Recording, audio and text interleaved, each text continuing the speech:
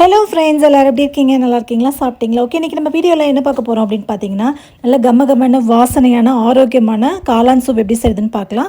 அதுக்கு காளான் வந்து ஒரு 6-7 காளான் வந்து நான் எடுத்து வச்சுருக்கேன்.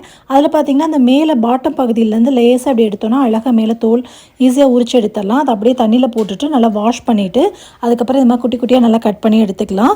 ஒரு பேன் சுடுபடுத்திட்டு 2 டேபிள் ஸ்பூன் அளவுக்கு பட்டர் சேர்த்துக்கலாம். குட்டியாக சின்ன சைஸில் இஞ்சி ஒரு 3 பல் அளவுக்கு பூண்டை நல்லா பொடியாக நறுக்கி எடுத்திருக்கேன். அதை வந்து இது கூடவே சேர்த்துட்டு லைட்டாக வதக்கி விட்டுக்கலாம். கூடவே பார்த்திங்கன்னா ஒரு 1/4 சைஸ் பல்லாரி வெங்காயம், பெரிய பல்லாரி வெங்காயத்தில் 1/4 சைஸ் மட்டும் போதுமானது. ரொம்ப குட்டி குட்டியாக கட் பண்ணிவிட்டு இது கூடவே சேர்த்துட்டு அதுக்கப்புறம் நல்லா வதக்கி விட்டுக்கலாம். நல்லா ஓரளவுக்கு லைட்டாக வதங்கினதுக்கப்புறமா கட் பண்ணி வச்சுருக்க மஷ்ரூமை இது கூட சேர்த்துடலாம். சேர்த்துட்டு இப்போ நல்லா வதக்கி விட்டுக்கலாம். மஷ்ரூம் நல்லா வதங்கினதுக்கப்புறம் பார்த்திங்கன்னா அதுலேருந்து தண்ணி நல்லா பிரிஞ்சு வரும். அந்த அளவுக்கு மஷ்ரூமை நல்லா வதக்கி எடுத்துடணும். அதில் பார்த்திங்கன்னா அதில் தண்ணி ஆட்டோமேட்டிக்காக அதுவாகவே பிரிஞ்சு வெளியில் வரும். அந்த தண்ணி வர வரைக்கும் நம்ம வெயிட் பண்ணிவிட்டு அதுக்கப்புறமா இது கூட பார்த்திங்க அப்படின்னா மசாலாலாம் சேர்க்கலாம். இதுக்கிடையில் பார்த்திங்கன்னா மஷ்ரூமுக்கு தேவையான அளவுக்கு உப்பு, கொஞ்சமாக உப்பு சேர்த்துக்கோங்க.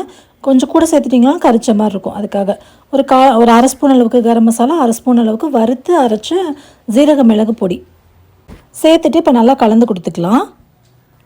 இப்போ அந்த மசாலாலாம் வந்து அந்த காளான் கூட நல்லா மிக்ஸ் ஆகிற மாதிரி நல்லா ஒரு தடவை வதக்கி விட்டுக்கோங்க. வதக்கினதுக்கு அப்புறமா இது கூட ஒரு 1/2 லிட்டர் அளவுக்கு தண்ணி சேர்த்துக்கலாம். இது வந்து கொஞ்சம் நேரம் கொதிக்கட்டும். கொதிக்கிறதுக்குள்ளே ஒரு பக்கம் பார்த்திங்கன்னா 2 ஸ்பூன் அளவுக்கு கார்ன்ஃப்ளவர் மாவு எடுத்துக்கலாம். நம்ம சூப்பை வந்து கொஞ்சம் கெட்டிப்பட வைக்கிறதுக்காக. அது கூட கொஞ்சம் கொஞ்சமாக தண்ணி விட்டு அந்த கட்டிகளாக எதுவுமே இல்லாமல் நல்லா ஸ்மூத்தாக கரைச்சி எடுத்துக்கலாம். ஒரு பால் மாதிரி கரைச்சி எடுத்துக்கலாம். தண்ணி கொஞ்சம் தாராளமாக விட்டு கலந்து எடுத்துக்கலாம். ஃபஸ்ட்டு கொஞ்சமாக விட்டு கலந்துக்கோங்க. அதுக்கப்புறம் தண்ணி வந்து கொஞ்சம் நிறைய ஊற்றிக்கோங்க. இப்போ இந்த சூப் நல்லா கொதிச்சிருச்சு. ஒரு 5 நிமிஷம் நல்லா கொதிச்சதுக்கப்புறமா அதுக்கப்புறம் நம்ம கலந்து வச்சுருக்க அந்த கார்ன்ஃப்ளவர் மாவு தண்ணி ஊற்றிடலாம். சோள மாவு அப்படின்னு சொல்லுவாங்க இல்லையா, அதுதான். இப்போ இது கூட சேர்த்தாச்சு. சேர்த்துட்டு இப்போ ஒரு தடவை நல்லா மிக்ஸ் பண்ணி கொடுத்துக்கலாம்.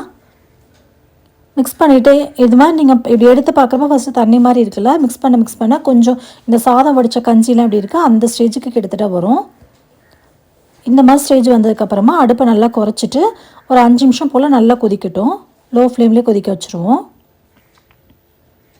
லோ ஃப்ளேமில் வச்சு 5 நிமிஷம் நல்லா கொதிச்சதுக்கப்புறமா நல்லா ஃப்ரெஷ்ஷாக அரைச்ச ஒரு 4-5 பெப்பரை வந்துட்டு நல்லா ஃப்ரெஷ்ஷாக இடிச்சிட்டு அதுக்கப்புறம் சேருங்க. நல்லா டேஸ்ட்டாக வாசனையாக இருக்கும். பாருங்கள், அடுப்பை ஃபுல்லாக குறைச்சிட்டு ஒரு 5 நிமிஷத்துக்கு நல்லா கொதிக்க வச்சிடலாம். இப்போ இந்த ஸ்டேஜில் வந்து 4-5 மிளகு வந்து நல்லா இடிச்சிட்டு உடனே சேர்த்துடலாம். பழசு சேர்க்க வேண்டாம், ஃப்ரெஷ்ஷாக இடிச்சிட்டு சேர்க்கும் போது நல்ல வாசனையாக இருக்கும்.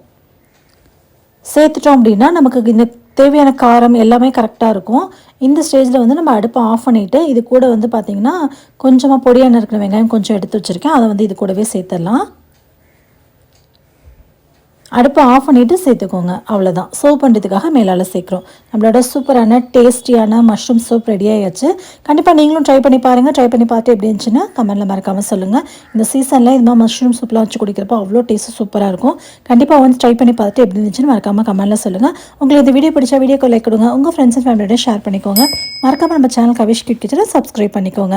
இவ்வளோ நேரம் பொறுமையாக பார்த்து உங்கள் அனைவருக்கும் ரொம்ப ரொம்ப நன்றி. இன்னொரு இன்ட்ரெஸ்டிங்கான வீடியோவில் சந்திக்கும் வரை நன்றி, வணக்கம், தேங்க்யூ, பை.